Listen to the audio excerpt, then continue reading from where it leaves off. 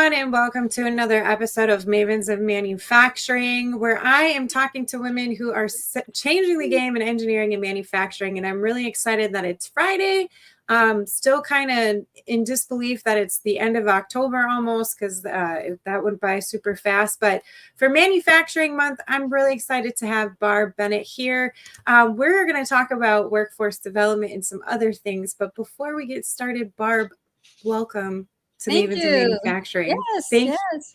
Thank you for joining me. I do want to give everyone a heads up who is tuning in. If you have questions or comments, feel free to drop those in the comments section. I do like these to be interactive, so feel free to tell us where you're tuning in from. I know we get quite a bit of regulars on here, but again, feel free to ask questions and I'll pull those up during the conversation. But Barbara, I want to get to know you a little bit more. So can you provide us some background information about yourself and what your experience is in this sector? Because I know you're not directly involved with the sector, but you do have a civil engineering background, correct? Right. So first of all, I just want to thank you for having me on and letting me share my experience and my observations and kind of my career with you and your audience. So it's very exciting to be here. So here I am in Canton, Ohio.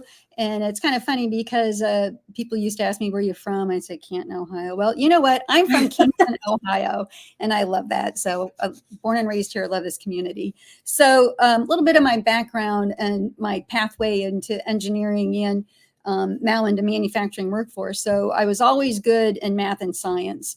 And I actually saw what my father did. My father is a civil engineer also. He was very satisfied in his career and creating and planning and solving problems, because that's what an engineer is really, is a problem solver. So he took great pleasure in being a civil engineer. And, as I went through high school, that's pretty much all I really knew. I was thinking about being a doctor, and my parents kind of talked me out of that, because when you're a doctor, you are really tied to your patients. You get a call at Thanksgiving, you have to take care of your patient. You get a call at Christmas, you have to take care of your patient. So civil engineering was a way where I can kind of get my outlet with math and science. So I ended up going to Notre Dame, University of Notre Dame. And at the time, they had only let women in as co-ed 11 years before I started. So it was mainly men when I went to Notre Dame. It was 4-to-1 ratio, men to women. And then when I entered the College of Engineering, that ratio was 26-to-1. And, the civil engineering is like big construction, earth moving, all the sexy stuff like sewer and water lines. And so there really weren't a lot of women in civil engineering at the time. But I really never felt different or an outsider, because I felt that my talent and my actions and results would speak louder than words. And I had a great peer group at Notre Dame, a wonderful experience. And from there, I went to organization, a company in Springfield, Illinois. So I moved out there by myself as a young woman, 21 years old, didn't know anybody except for the gentleman that I interviewed with. And that was really a high growth period for me, because I had to learn how to negotiate not only the job, but also personal life as a single woman in an unfamiliar territory. So that taught me a lot of great life lessons. But I did come back to Canton, Ohio. I joined my family business. My dad founded it, and I had 2 brothers there. And I also met a young man at the time, couldn't stand each other for 5 years. So we either going to kill each other or marry each other. So I ended up marrying him. So that's where I met my husband, who's a civil engineer. So my dad's a civil engineer. My husband's a civil engineer. I'm a civil engineer. My father-in-law is a civil engineer. My brother's a civil engineer. So it's kind of ingrained in our family. I was in that family business for about 28 years, and I had to step away from the family business in 2014. And I went into government conservancy district and was on their executive team for 5 years. And they were happy to see me come from private business and happy to see me go, because I was from private business. So we'll just leave it at that. And then from there, I went to the Canton Regional Chamber of Commerce on their executive team as a vice president of education and workforce. So I had some major career turns after 50. So 3 major, actually 4th where I am now. After 5 years at the chamber, for whatever reason, I decided to go out on my own and started my own business at 59 years old. And I'm loving life right now. So, Well, good for you, because, that's a conversation that comes up a lot too, especially, and I feel like with this sector specifically, they're more embracing of people. Oh, if you want to change your mind at 45 or 50, feel free to change your mind, because our workforce is really struggling within manufacturing. So I think that's great that you started your own business and you're living life now, because I just feel like there's such a negative stigma around getting older, and it's not like you're not dead yet, so like why would you stop living, kind of thing. So can you talk about what your business is and some of the main things that you're focusing on, and what truly your mission is with your business? yeah, about a year ago, actually, when I was at the chamber, I did apply for the top position, and I was not offered the position. I was offered number two. So somebody told me you either lead, follow, or get out of the way. So I wasn't given the position of leadership.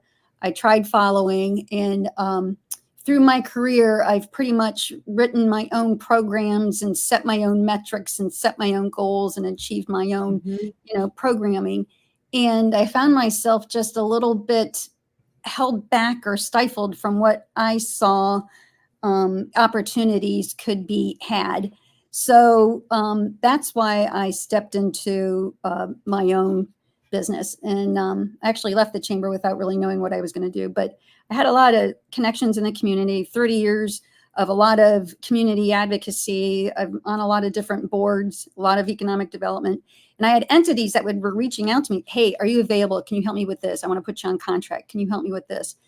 So came around Christmas last year. I'm like, well, what the heck? I have experience, knowledge, and expertise that the market wants. So might as well sell it, because close to 60 and 65, 68, retire. I don't know, 70, as long as I'm energized. Yeah. So I kind of took the skill set and a lot of the groups I was working with at the chamber and kind of translated it to my business now. So my main client, my main focus is manufacturing workforce development.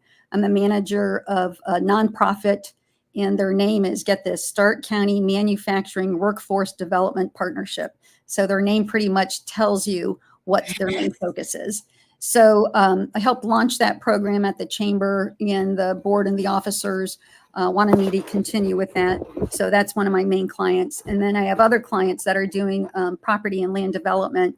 So I can use that skill set from my civil engineering background. I'm helping them put their teams together to develop their properties, and then also doing grant and infrastructure funding and applications for them. So, and a lot of nonprofits are getting a hold of me too, because of my network. Hey, can you help me make this connection with this company over here? So it's just like all over the place, but it's all things that I've done in my career.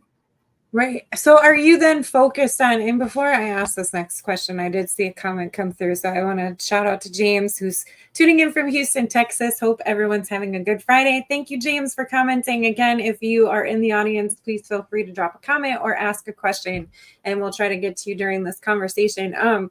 So you're focused mainly on the Ohio area, correct? Or do you focus on other states as well? Well, the main focus with this nonprofit is Stark County, which is the Canton, Ohio region. Okay. And we're part of a larger network. There's, I think, 17 manufacturing industry sector partnerships in the state of Ohio. And we are all networked through the Ohio Manufacturers Association. Okay. And they have something great really going on right now. They're able to get some major federal funds and then sub-award those to our industry sector partnerships. So there's one in Cleveland, Cincinnati, Dayton area, up in Toledo, one just north of us in the Akron area. So my focus is just Stark County, but we do collaborate and share best practices all over the state. So can we focus then on Ohio for a little bit? So as everyone knows, it's not just a national issue either. It's a global issue. Like, people are struggling to find workers to come through the doors, and with technologies advancing so quickly, it's really hard to keep even the current workforce up to date on some of these advanced technologies. So can you go over what some of the main challenges are in the Ohio area for workforce. Like, what are some of the manufacturers struggling with that you see doing the things that you're doing? Right. So there's two issues. Number one is the current workforce issue, which you talked about. And then the second one is the future workforce issue, right?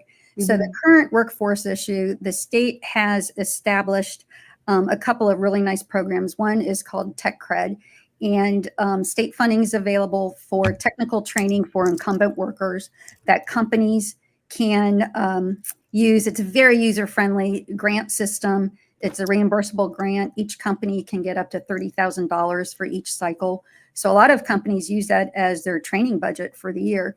So the thought is, if you train up people that you have right now, it opens up entry-level positions for more people to start their career pathway in manufacturing. So the Tech Cred program is through the state. It's a great program. The second thing that the state is doing, and this is through the Ohio Manufacturers Association, they received a $23.5 million grant from the Economic Development Agency, mainly to help under and unemployed get on career pathways in manufacturing. And we've done this by using that network of industry sector partnerships.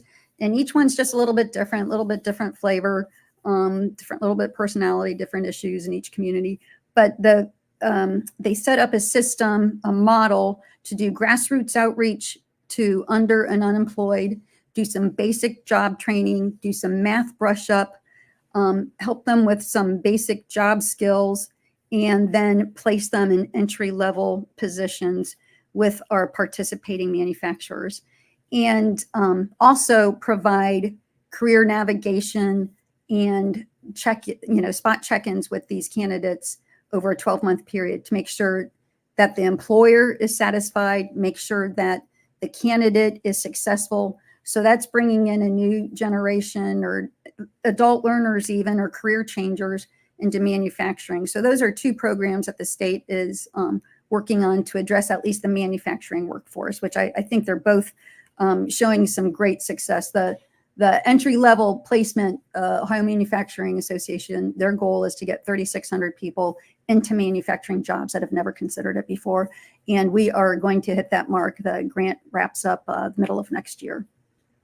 That's really cool. And then we have our short-term game that we have to think about, which you just touched on with some of the programs that you mentioned. And then we have our long-term game where we really need to figure out how to connect with the educational institutions within our own community. So have you successfully connected any of the businesses that you're working with the educational institutions in your area to really start building a very sustainable and diverse workforce? Like, how have you made those connections? Yeah, I'm going to talk about a couple of programs. One is a program through a local nonprofit that is solely focused on education and mainly K through 12. And they have made it their mission. I'm actually on their board and executive committee. So they have made it their mission to help businesses connect with students so that students have these career connected learning opportunities. So there's a program called U Science where students can take an assessment. It's a very lengthy assessment, probably about 90 minutes, where they learn their aptitude and their preferences and then match them up with careers. So a kid who says, oh, I want to be a doctor, but might not have the aptitude, understands that might not be a good match with them. So we have about 70 companies locally that have committed to offering mentorships, job shadowing, coming to classrooms, career fairs, internships, so that they are matched up with the careers that they have available in our local economy and our community with our local students. So they're making those connections. We are seeing great results with that because students are finally realizing there are opportunities in Canton, Ohio. There are great companies in Stark County. So that's one program through this nonprofit. And then specifically with manufacturing, our industry sector partnership, we have recognized that a lot of students and families really don't consider manufacturing as a viable career pathway, right? What parent says you should look at manufacturing? You know, what are the first things that come to mind with manufacturing? Dirty or China or not safe? And that's not the fact, as I'm sure many of your viewers and listeners know. So we've set out programs to get touch points through K through 12 to help promote manufacturing as a viable career pathway. So the first program is a coloring contest and activity book for second graders. So we're going to launch that this November, as a matter of fact. So it just, you know, just a good, happy feeling. Okay, they can take it home and show their parents, and their parents, manufacturing, you know, what's going on with this? So we have a local company, Ohio Gradings Incorporated, who has committed the funds and resources to make sure this little activity book, it's going to feature kind of their career pathways, second grade level, and we're going to get it in the hands of every single second grader in Stark County. That's 4,500 students. So that's the first thing, kindergarten.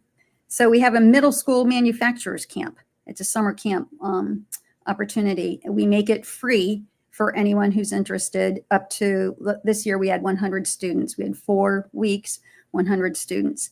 And we have a local nonprofit that specializes in middle school programming that put the curriculum together. They said this is their most popular camp. So we do a pre-assessment and post-assessment survey with the students. What do you think of manufacturing? And they repeat some of the words that I gave you. At the end of the camp, would you consider a career in manufacturing? And over 70% of the kids say yes. So we show them everything in manufacturing, putting things together, taking things apart, destroying things, quality testing, human resources, graphic and design, engineering, right? Production, everything. There are so many career pathways. So middle school, and then you move on to high school. So we just finished up our manufacturing day because, as you know, October is manufacturing month. Yep. We had over 300 students from 11 schools visit 13 companies in our community. It was a coordinated field trip. And each student visited 2 of our local manufacturing companies. And again, the focus for our companies was to present career pathways in their operations. They're chaperones. So the students, again, were pre and post event surveys. Would you consider a career in manufacturing? 60% of them said they would consider a career. So we're doing something right. So the last thing we have was a bus tour for educators. So we had 20 educators visit 5 manufacturing plants focused on career pathways, pre and post surveys. 100% of the educators said they would recommend manufacturing as a career pathway to their students. 100% of the educators said that they would recommend that tour for their peers in the education system. So we're trying to change that mindset, and it's a miracle. So with all of these opportunities that you're providing, what would you say are some of the key factors behind the success of them being developed and having that mindset change? Like what do you think are the key factors behind that? Because I know a lot of companies, there are some people out there who are like, oh, I tried this, but no one's really interested. And there's this assumption too that some of the younger generations don't want to work at all because they have opportunities to be content creators or influencers and make that easy money. So they really are getting a bad rep about, oh, they don't want to work at all and they don't care about hands-on stuff. And I've talked to a lot of students who like that kind of stuff and would do it if they knew about these opportunities. So when they first come across some of these, like you mentioned before, when they first come across some of these opportunities, they didn't know that it existed in their backyard. Like that's still the situation here in Beloit too, where there's a lot of families who don't know that manufacturing is in their backyard, so they don't consider it an option. So some of the success that we've had really comes from the success of the organization came from a couple of industry champions who had the drive and could dedicate their time to it. And from there, it built to employers. It has to be employer-led in this industry, and manufacturers. They're the ones who have to endorse it. It's for their benefit. They are the ones who have to support it. And we have great employers our organization keeps growing and growing. So the more other company, what do you guys, how'd you get those teachers in your plan? Oh, we want to be on this manufacturing tour next year. How do we sign up? So we're getting them more and more engaged. So it has to come from the employers. But each of these initiatives comes from a great collaborative effort. And we're using those connections with our K through 12 superintendents. We're using those connections with our community-based organizations. We're using those connections with our nonprofits, because it truly is a collaborative effort. SARTA, our local bus system, they have donated a bus and a driver for our educator tour for the past 3 years. They donate a bus and a driver for each of our middle school manufacturing camps to get the students out to the manufacturers. So we have something really special going on in Stark County. We've been able to really, and it's not just from the manufacturing partnership, but it's other forces and economic development agencies that understand this is important. This is 15% of our local economy. It's very important. That's awesome. So then, you said it's a collaborative effort, and you also mentioned earlier on in the conversation that based on the community you're in, there's going to be different needs and different focuses for the workforce. So how are you in your county really identifying those workforce needs within the community? And then how do you align those needs with the education systems so that there's that synergy and you can bridge that gap together? Yeah, those are great questions. And I have to say that our local and regional and even our state economic development agencies are on top of this as far as assessing needs. We start at the state level with the Ohio Manufacturers Association. They take a lot of surveys of their members. And then we get down to the Northeast Ohio level. We have a group called Team NEO that has a lot of resources and data polling, and even getting down to our county level. We have a local workforce board that's funded through the state, and then also another nonprofit that focuses on economic development. So they do a lot of surveys of employers. They have a focus on manufacturing. So that's how we determine what are the needs right now, what are the job openings right now, and what do we see in 5 years? What are the needs in 5? And everybody kind of admits we don't even know what the jobs are going to be in 5 years, just because technology is changing so much. But all the employers agree that there's a certain baseline benchmark that everybody needs. And I'm sure you've heard this over and over with different guests and manufacturing, someone who shows up, someone who's reliable, someone who can communicate, someone who's willing to learn, right? And all the other technical skills can be learned on the job, and companies will invest in people to help them move up in their career pathway. So, so those are the needs. And so then how do we connect with schools? And again, it's a lot of these committee works through the Chamber of Commerce or through the Stark Education Partnership, and our companies serving on the school advisory boards in our career tech systems, so that it's getting communicated to superintendents, it's getting communicated to program directors and our educators on what the needs are. So let's focus more on this power of collaboration then, because we just got a comment in from John Millen. Megan and Barb, I'm so happy you are sharing this conversation. Barb is a joy to work with, and I envy her drive, motivation, and positive attitude. John Millen, jobs for Ohio's graduates. Well, thank you, John, for tuning in and offering that comment. That's super cool. Assuming you do know each other. After that, right? Thanks, John. She's like, I did not pay him to do that. But let's talk about the power of collaboration. So in your experience, like, how do you bring people together, especially of different personalities? Because there are some people who are really like going to volunteer their time. They're going to be huge advocates for bringing up manufacturing. But then there are some people who might not know where to start, or they might have a bad attitude and be like, well, I'm just one voice. It's not really going to mean anything. Like, how do you bring people together and really ensure, even the stakeholders too, that, you have businesses, you have educators, you have students, but you also have bankers, insurance companies, shoe companies, you have the parents, you really need to bring everyone together in a community to really uplift manufacturing. So how does your job and your experience really mesh all of those things together? Yeah, with the manufacturing partnership, the first thing was to try and bring the employers together, and they Mm-hmm. kind of viewed each other maybe as competitors, maybe trying to, going after the same workforce. So we had to build that level of trust. And so just getting them together and helping to educate them on the status of the workforce now and what's coming down the pike, helping them open their eyes to see that they are not in this together, that if we can increase the capacity of the manufacturing workforce in our community, it's good for everybody. It's good for the community. It's good for quality of life. It's good for their companies, and it's good for the growth of their companies. So it took, 6 to 8 months, which really isn't that long, to really kind of build that trust. And we identified, like I said, these industry champions, the ones who are like, we're going to do this, we're going to drive it, and we kept the priorities on a very short list: current workforce, future workforce, because there are a lot of agendas out there, right? Oh, yeah.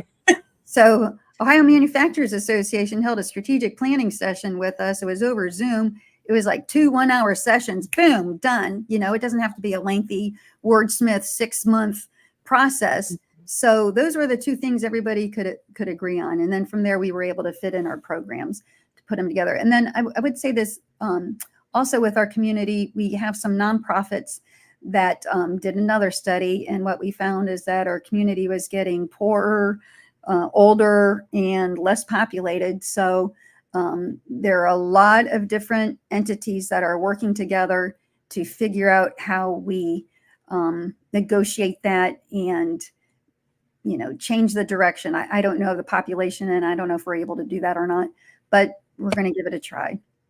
So let's talk about that then, infrastructure and economic growth, because I feel like your area is a little bit similar to my area. So when in the late 90s, early 2000s, manufacturing took a huge hit, and it affected our community tremendously. Like, a lot of people got up and moved out of Beloit and went somewhere else where manufacturing was thriving a little bit better.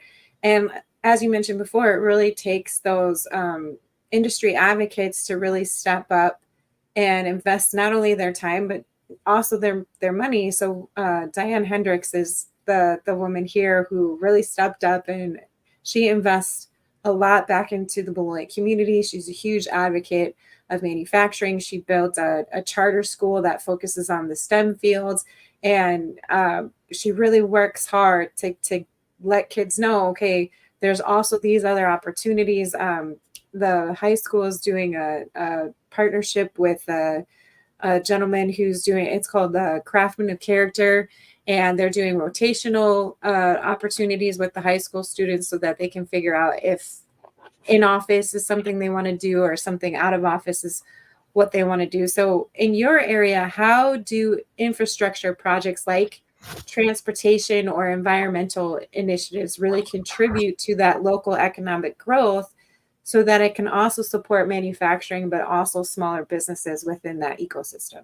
Yeah, great question. And we are struggling. Traditionally, economic development was you have a piece of property, you attract a new business in, you get, they have to fill X number of jobs. So that was the traditional term of economic development.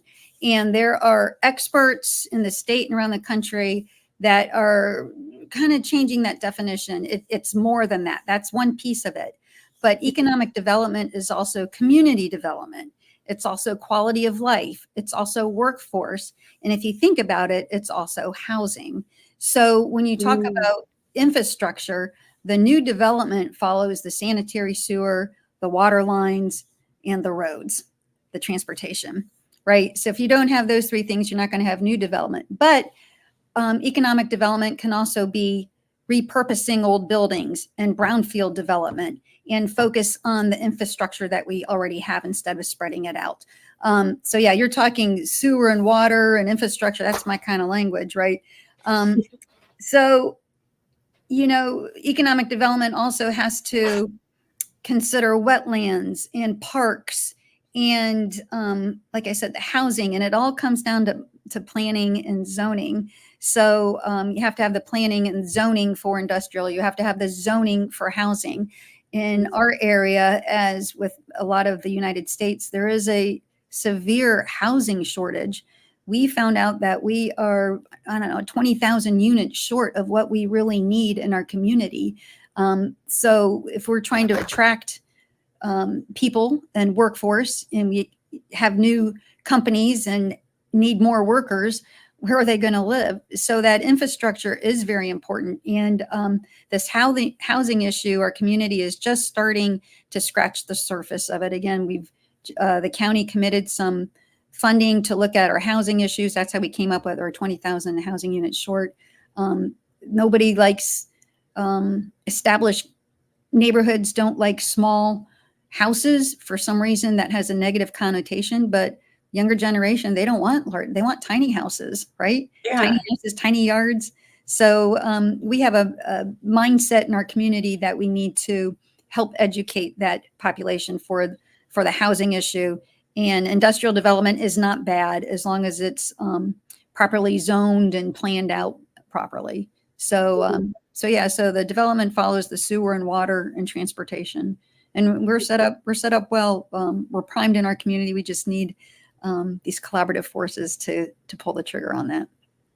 I feel like too that because you mentioned earlier too, with some of these programs, you're getting a lot of funding through grants and stuff. So, can you share your experience with strategic grant proposals and project planning? Like, I know that's a big topic for a lot of, I have a friend, and his name is Drew Crow, and he's doing a lot of work in the Pennsylvania area and with a organization called JARC.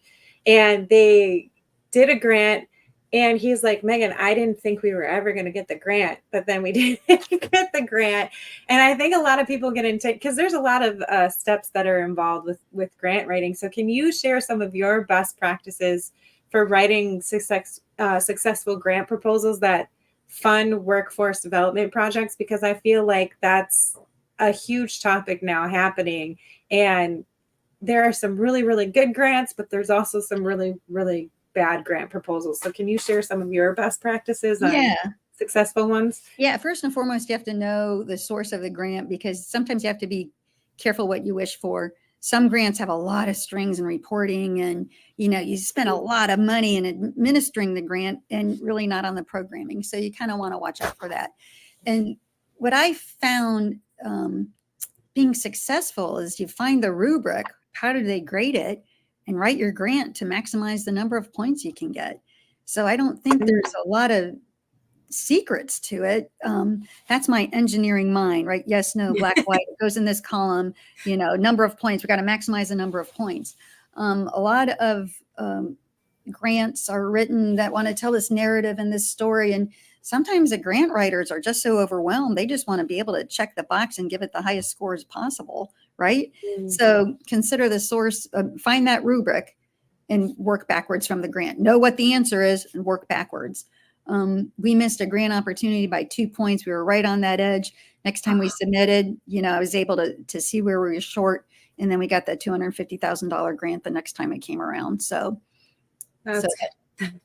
that 2 points, though, that's going to be not a fun experience. You were the next one on the list. It's like getting 4th place at the Olympics, That's horrible. By 1 second, too, or a tenth of a second. So then with your experience, how do you approach project planning then for large scale initiatives, particularly those involving multiple sectors like education and engineering? Because I know that can be a little intimidating to some others that aren't, involved in education and they're just strictly manufacturing. Like, it can be a little intimidating for them to pursue some of these large projects. So how do you approach it? Project management is actually a subspecialty of engineering, or I guess business or anything. I took the courses for a professional project manager. I never took the test, but that's everything that they had in the book was basically everything I was doing that I learned on the job. So I guess know what your goal is. What do you want to achieve in the end? And again, work backwards. And then you have to look at, funding resources, time, human resources, get your schedule together, right? What are your benchmarks? What are your key performance indicators? Always monitor the plan as when you're ready to pull the trigger, when you are moving through it. Do you have to redirect? Are there other opportunities that you can layer on top of this project? Be aware of what some of the other organizations are doing. Is there room to collaborate? It doesn't mean you have to do it all yourself. Just, be aware that, oh, this might be a good place to partner on this part of the project. So all these initiatives, like I said, we were able to pull them in. And as far as planning, I guess it's just really being educated on the community and the other organizations that are out there and what they're doing. And they are very, very eager to partner, because it's a win for them also in advancing their mission. It's a win for them that they can show on their metrics. You look for that win-win situation for everybody. And at this point in my career, I really don't care who gets the credit. I just want to get the job done. I was cursed. Yeah. I just want to get the darn job done, right? Yeah. I want to achieve that goal. I don't care who gets the credit. Everyone can have the credit. And when you're working with a group of volunteers, it is very important to acknowledge those who put their time and effort into it. I'm on a lot of different boards in the community. I think I'm on 8 active boards right now. And if I commit, I am going to be present. I am going to show up. I'm going to give my opinions. I'm going to participate in the meetings. I'm going to give my ideas. Not all of them will be, taken hold, but at least I'll give them. So if you're going to participate in something, you better show up and give, because your opinions and perspective do matter.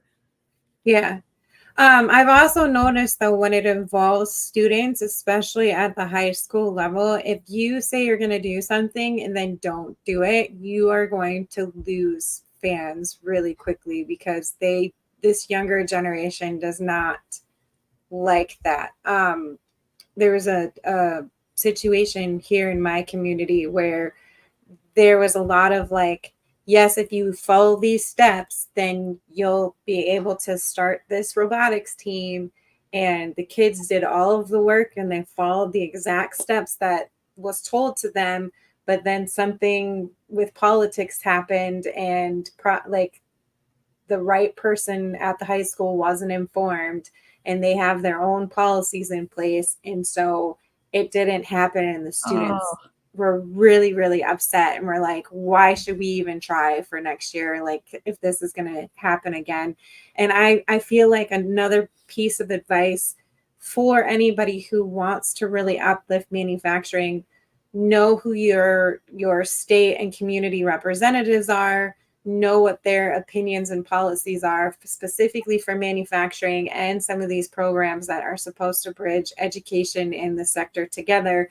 Because if you don't know the ins and outs of that, and you're making promises to students, and then all of a sudden you can't fulfill those promises, it's really going to make the students mad. And then it's also going to trickle down to their parents, and their families are not going to be supportive as well either. So I don't know if you have any experience with that in terms of policy making. And I don't like talking about politics. I absolutely dread it, but I've found out that it's really important to know who your representatives are and what their views are on manufacturing and what policies they're supporting in terms of funding and how money gets distributed. Because if they aren't supporting it, it's really hard to get that funding at the level that schools need it to support some of these programs. Yeah, that's kind of disheartening, especially with the robotics, because that's what we're talking about, robots and technology.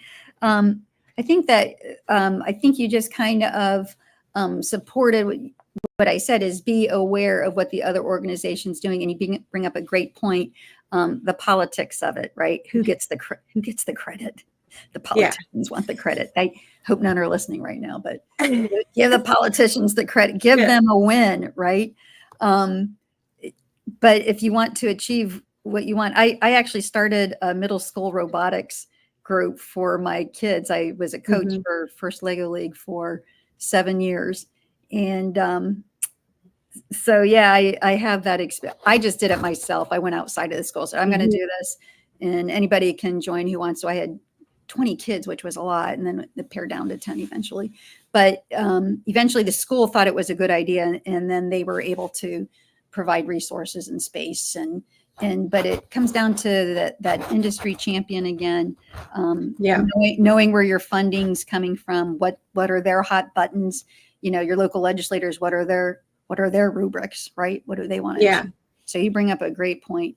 But yeah, that's very disheartening that you're right, though. I have young adults and they hit a brick wall like, I'll just move on. Done. Yeah. Sorry. And then they won't consider the sector, though, because if they can find purpose somewhere else, then that's where they're going to go. So you really have to have mentorship programs. You really have to have sponsors, and you have to have those industry champions who are passionate about it. It is a passion project. You have to have that because kids, I was in a meeting somewhere and they were talking about veterans programs, and it's the same things with veteran programs. Like he said, you have to have that intimacy, and it can't be about the money, because once they feel like it's about the money, then they're going to lose interest and they're going to lose trust and they're going to walk away from the whole situation. And I feel like that's the same with students. If they think this is all about money and you're not there for them and really educating them on, some of these things, they're going to walk away and just not care about you. And the companies that do put that intimacy as a priority, students really cling on to that and they become loyal fans forever, and will talk about your brand and like uplift your brand. So it really is an interesting dynamic, and I really applaud companies who put that first. Right. Because it makes a difference for students. I do want to talk about, you as a woman leader in this space, because there are statistics out there, and I'm Mavens of manufacturing. So I always have to talk about what we need to do or change in order to diversify our workforce, specifically for younger women, because that's just a passion project of mine. And you mentioned something about starting your business later on in life. And, I really want to know, like, what sort of, it was refreshing to hear that you had support when you first started out in this industry, because I've heard a mix of stories where, some women had the support. A lot of their mentors come from our men allies. But then I've also heard some of the bad stories where they just had horrible experiences and they really needed to work a long way before they found that group of support, whether it was from other women or men. So I'm just kind of curious what challenges you faced during this journey and how you've overcome them. And then, what sort of advice would you give other women who are looking to either maybe start a career in engineering or go out on their own? Because I feel like we're our own worst critic and we set up our own limitations with our insecurities. So I just wanted to know how you worked through all of that. Yeah. But most of my engineering career, I really lacked any self-awareness that I may have been different or an outlier. Just because maybe of my family environment or being brought up in it, or I don't know, just like I said, I like science and math. And unfortunately, I think a lot of young women lose that confidence in middle school.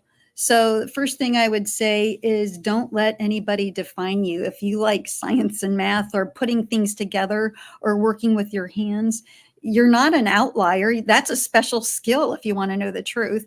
And being a woman in engineering at the time in the mid 80s, I guess, what women earned their right to vote in 1920, and here we are in 2024, 100 years later, and we're still talking about maybe not as equal in some realms. I know I've never really felt like that until maybe recently. I look around and there really aren't a lot of business women. There's not a lot of women in manufacturing. We know that for a lot of different reasons. But what we did find in some of these assessments at our school level is that women actually have a higher aptitude than our young men for engineering, because they are and I'm going to stereotype, they are sometimes more detail oriented and can plan and multitask. So we're finding that that aptitude is much higher in the young women that are taking these assessment tests. So, so I always let my actions and results speak for themselves. I am looking around though, and there are not a lot of women in high business positions, C-level in our community. It might be different in other communities. Ours I feel is a little bit, so I'm still a trailblazer. Unfortunately, I don't want to be a trailblazer, but I've come to this recognition, especially in the past year, that I am an example. And funny, I have committed myself as one of my missions is to help women in their career pathways, whatever it may be, engineering, business, insurance, whatever. I will help women in mentoring them. And you talk about mentoring, and I agree with you. You don't need another woman to be a mentor, just someone that you admire, someone that maybe has a life or a career or something that you aspire to. And if you are later in your career, be a champion. Be a champion for young women. And I'm not a big women's libber, intentionally, but the older I'm getting, maybe I am, and maybe I should have been. Maybe I should have been. But I've always led by example. And I do want to encourage women that you are as smart and as talented and as experienced as anyone else. And don't let people put you in a box. If you do find a brick wall, there's a workaround. Figure out what that workaround is.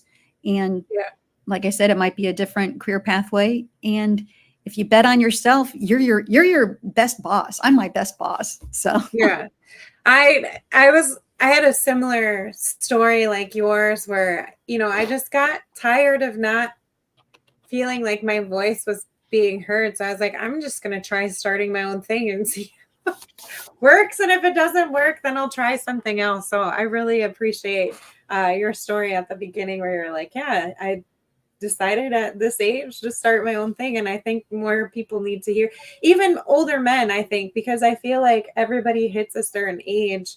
My oldest brother is at that point where he's at a certain age and he's been in the same industry for so long that he doesn't think he can pivot right now and change. And I'm like, well, you're not dead. Like, of course you can change. Like, don't have that attitude, otherwise nothing will happen. And he probably has an amazing network and amazing relationships that he's built his entire career on. So why not capitalize it on yourself? Yeah. We live in a capitalist society, so let's act like it, right? Yeah. So you do have worth. You have great worth at the end of your career that you can share with others. Absolutely.